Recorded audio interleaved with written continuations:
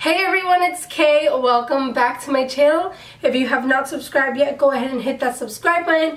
Hit the little bell so you can be notified. Today we're going to continue with the pregnancy series and we're going to talk about things that are going wrong, updates, what I've been feeling, what I've been going through, and so forth. So if you want to see, then keep on watching. I am currently 31 weeks pregnant. Literally, I only have 9 weeks left. If you don't follow me on social media, make sure that you follow me. My social media is right here. I have my tummy talks on there.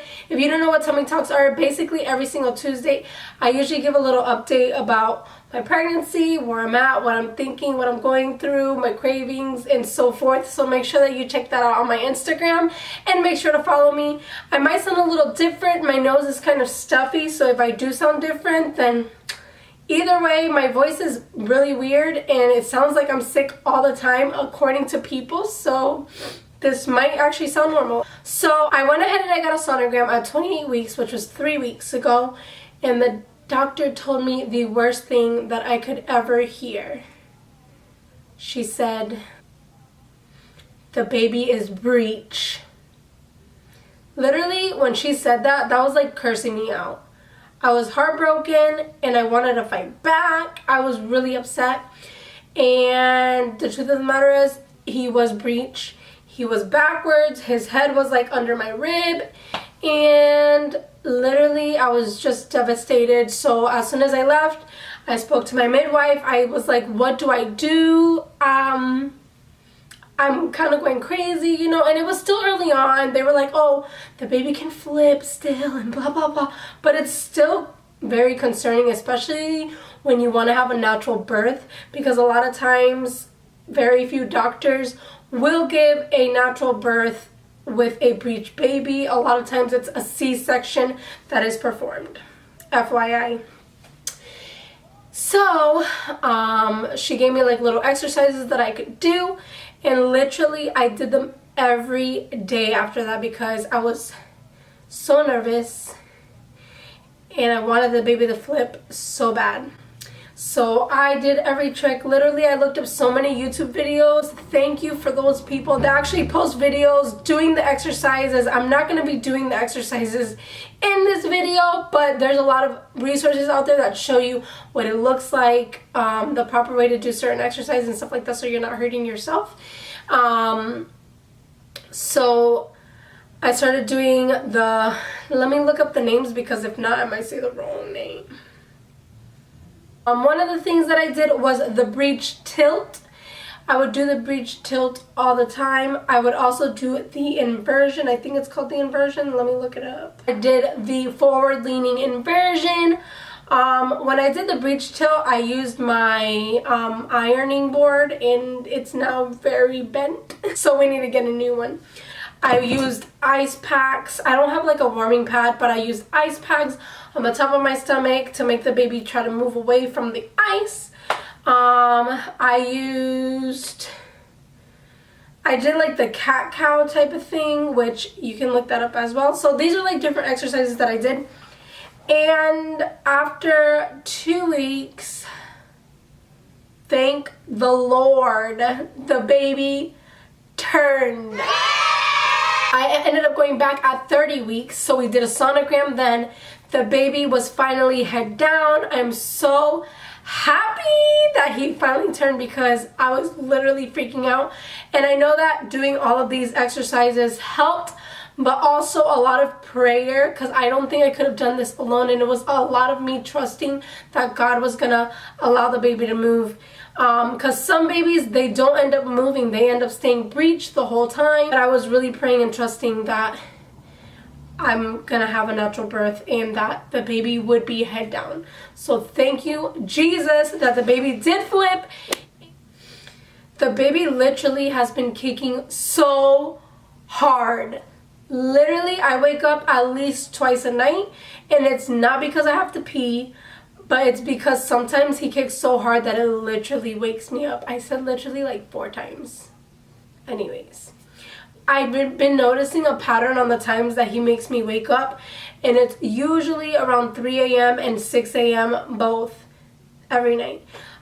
So he's usually starts being active around midnight, then 3, then 6. It's kind of like his pattern, which honestly, I'm praying when he is born that that's like his eating pattern. And right now in my stomach it's looking like it might work out.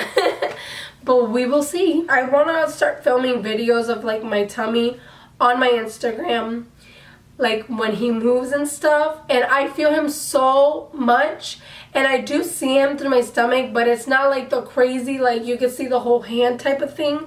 But I want to try to catch that before he comes out, because that is so cool. I know I said that, and I said this on my highlights on my Instagram, you'll probably see it, that I was gonna stop eating ice because I was starting to get addicted to ice and all I wanted was ice.